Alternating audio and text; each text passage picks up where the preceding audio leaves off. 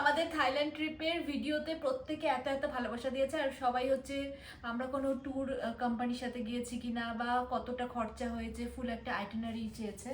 তো আজকে চলুন ঝটপট করে সেটা দিয়ে দিই, বলো কিট্টু। দিয়ে দিই। তো প্রথম দিন আমরা তো আমাদের টোটাল হচ্ছে 12 দিনের ছিল। হ্যাঁ 12 nights 11 নাইট 12 ডেজ। ওকে। তো আমাদের টোটাল 12 দিনের হচ্ছে এই ট্রিপটা ছিল। প্রায় 1 মাস আগে হয়তো আমরা প্ল্যান করেছিলাম, খুব বেশিও আগে প্ল্যান করিনি। তো আমরা এখান থেকে গিয়েছিলাম হচ্ছে ব্যাঙ্গালোর থেকে, প্রথম দিন হচ্ছে ফুকেত। তো ব্যাঙ্গালোর থেকে আমরা প্রথমে গিয়েছিলাম থাইল্যান্ডের ফুকেতে। টানা 4 ঘন্টার প্রায় একটা ফ্লাইট ছিল, আর ফ্লাইট ভাড়া ছিল এক একজনের প্রায় 17,000 টাকার মতো। আর ইমিগ্রেশনের জন্য আলাদা করে আমাদেরকে কিছু টাকা দিতে হয়নি। এবার ফুকেত ইন্টারন্যাশনাল এয়ারপোর্টে পৌঁছে আমরা এয়ারপোর্টের বাইরে থেকে একটা ক্যাব বুক করে নিয়েছিলাম, আর সেখান থেকে আমরা গিয়েছিলাম হচ্ছে মাইখাও বিচে। আর মাইখাও বিচের সেই ফেমাস এয়ারপ্লেন ফটো স্পটে যাওয়ার জন্য আমরা নিয়েছিলাম হচ্ছে টোটো। আর মাইখাও বিচে আমরা প্রায় 20 মিনিটের মতো সময় কাটিয়েছিলাম। আর এই বিচটা তো ফেমাস, আপনারা জানেনই, এখানে ফ্লাইট ল্যান্ডিং এবং টেক ওভারের জন্য।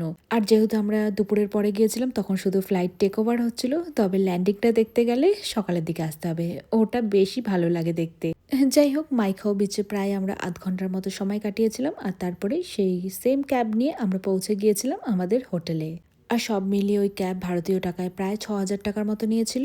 আর আমাদের হোটেলটা ছিল হচ্ছে পাটংয়ে, আর হোটেলের নাম ছিল পাটং লজ হোটেল, যার পার নাইট রুম ভাড়া প্রায় এক এক দিনে 3 থেকে 4,000 টাকার মতো অ্যাপ্রক্স লেগেছিল। আর আমি কিন্তু সবকিছু ভারতীয় টাকায় কনভার্ট করেই আপনাদেরকে জানাচ্ছি। আর ফুকেতে আমরা দূরাচ্ছিলাম, তো হোটেলে চেক ইন করি, বাইরে বেরিয়ে আমরা এখান থেকে এখানকার লোকাল সিম নিয়েছিলাম, আর এখানকার ফেমাস 7-Eleven সুপার মার্কেট থেকে শপিং করে হোটেলের অপোজিটেই একটা ইন্ডিয়ান রেস্টুরেন্ট ছিল, সেখানে ডিনার করে সেদিনের দিনটা কমপ্লিট করেছিলাম।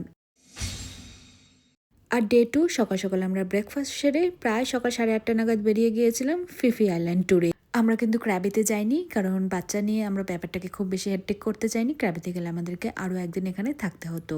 যাই হোক, ফিফি আইল্যান্ড ট্রিপে যাওয়ার জন্য গেট ইউর গাইড থেকে আমরা একটা প্যাকেজ বুক করেছিলাম, যেখানে এক একজনের প্রায় 5,000 টাকার মতো নিয়েছে, যেখানে এরকম আনলিমিটেড ড্রিঙ্কসের পাশাপাশি বিগ বোট থেকে নেমে এখানকার ফেমাস লং টেল বোটের একটা সুন্দর রাইড নিয়ে আমাদেরকে নিয়ে গিয়েছিল মায়াবী আইল্যান্ডে, ফিফি আইল্যান্ডে। ছিল নানান রকমের ওয়াটার অ্যাক্টিভিটি করার সুযোগ, এছাড়াও লাঞ্চ, বিকেলে স্ন্যাক্সের দারুণ আয়োজন ছিল। তো সারাদিন এই বিগ বোটে ঘুরে বিকেলে সানসেট এনজয় করতে করতে সেদিনের দিনটা আমরা শেষ করেছিলাম।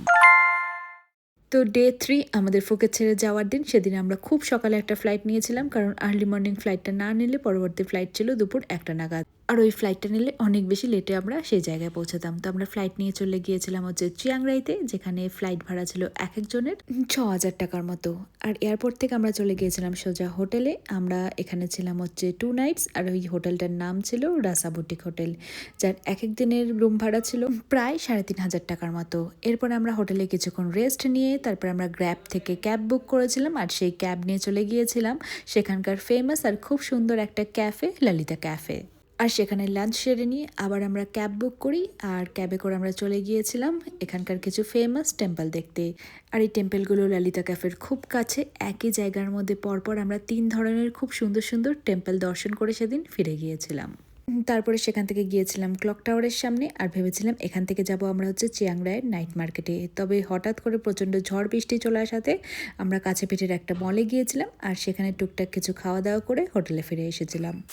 তো যথারীতি ডে 4 আমরা চিয়াংরাইতে ব্রেকফাস্ট করে নিয়ে সেদিন একটু হাতে সময় নিয়ে বেরিয়েছিলাম। ওই বেরোতে বেরোতে সকাল 10টা হয়ে গিয়েছিল।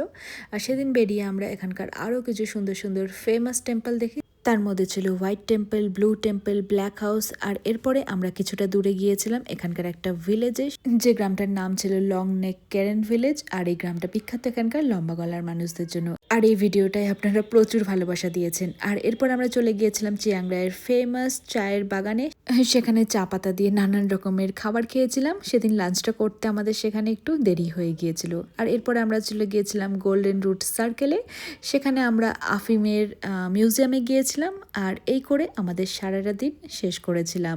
থাইল্যান্ডে বেড়াতে এলে প্লিজ এই চিয়াংরাই জায়গাটা অবশ্যই ভিজিট করবেন। আর এর পাশেও একটা চিয়াংমাই বলে জায়গা রয়েছে, শুনেছি সেটাও সুন্দর।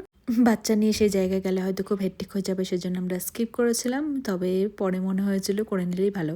যাই হোক, সেদিন আমাদেরকে গাড়িটা যেটা ঘুরিয়েছিল সারাদিনের জন্য প্রায় 15,000 টাকার মতো নিয়েছিল। আর এরপরে ডে 5 সেদিন আমরা সকালে হোটেলটা চেক আউট করে প্রায় সকাল 10টা নাগাদ বেরিয়ে গিয়েছিলাম চিয়াংরাই এয়ারপোর্টের উদ্দেশ্যে।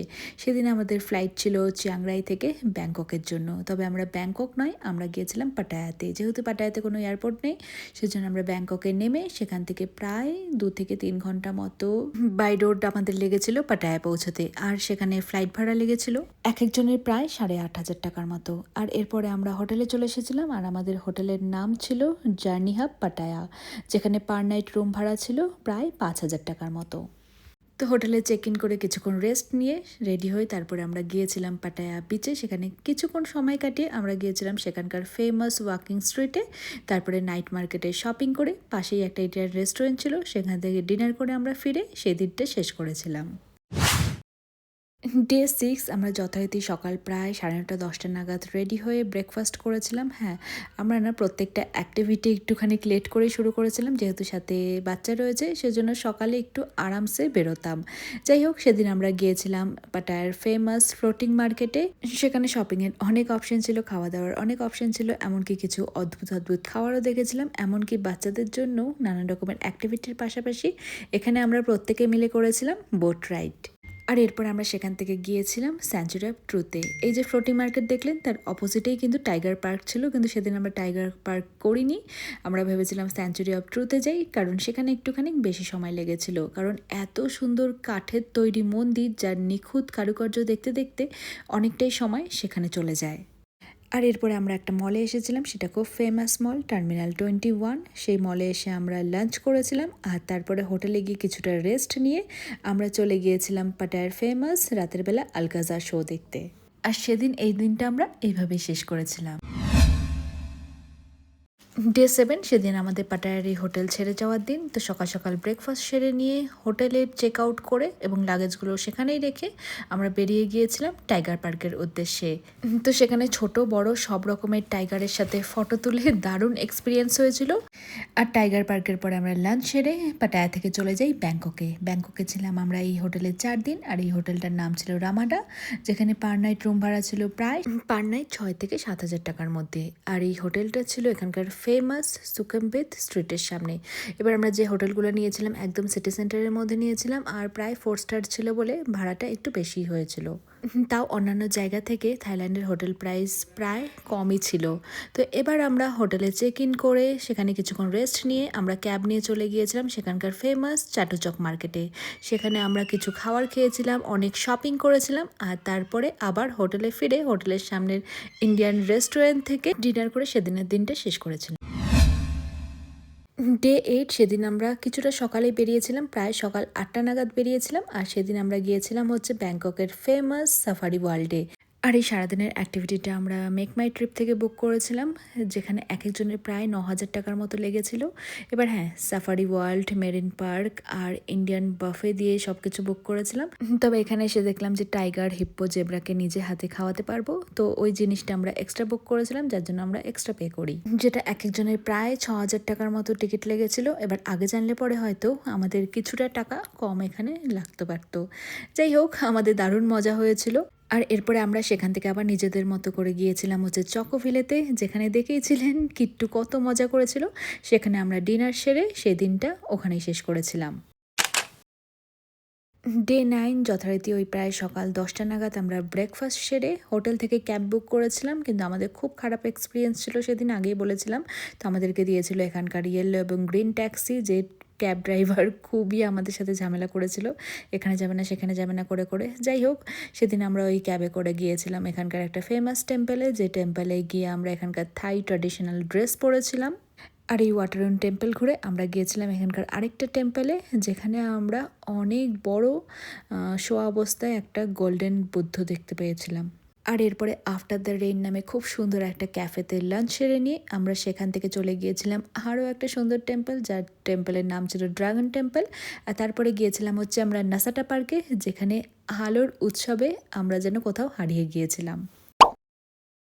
তো ডে 10 সেদিন আমরা বেশি কিছু অ্যাক্টিভিটি রাখিনি, সকালবেলা ব্রেকফাস্ট করে নিয়ে আমরা চলে গিয়েছিলাম মিরর টেম্পলে। যদিও বা সেদিন আমাদের একটু ক্যাবের জন্য দেরি হয় বেরোতে, সেজন্য আমরা মিরর টেম্পলেই যাই। আর হোটেলে ফিরে এসে লাঞ্চ করি, তারপরে কিছুক্ষণ পুলে সময় কাটিয়ে নিয়েছিলাম বিখ্যাত থাই মাসাজ।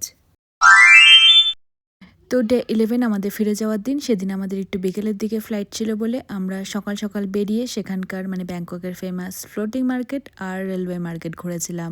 যাই হোক, আমি প্রথমে একটু ভুল বলেছিলাম, আমাদের এটা ছিল হচ্ছে টোটাল 11 ডেজ এবং 10 নাইটসের ট্রিপ। কিন্তু আমি যতটা পারলাম সব ডিটেলস দেওয়ার চেষ্টা করলাম। আর আমাদের এতদিনের টোটাল 3 জনের খরচা হয়েছিল প্রায় 3 থেকে 3.5 লাখ টাকার মতো। আমরা না অনেক জায়গায় ঘুরেছি, তবে বলবো থাইল্যান্ড কিন্তু সত্যি একটুখানি কম এক্সপেন্সিভ একটা জায়গা এবং ঘোরার প্রচুর অপশন রয়েছে। হ্যালো।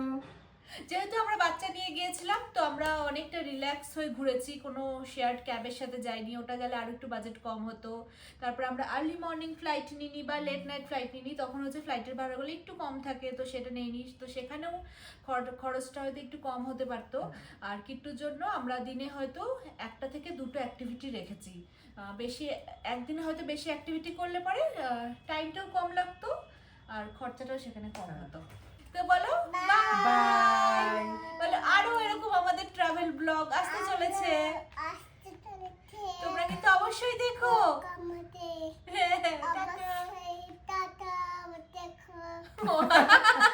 ও দেখোটা বলতে যাচ্ছিল কিন্তু তার আগে আমি টাটা বলে দিলাম। হ্যাঁ অবশ্যই দেখো কিন্তু ট্রাভেল ব্লগ গুলো।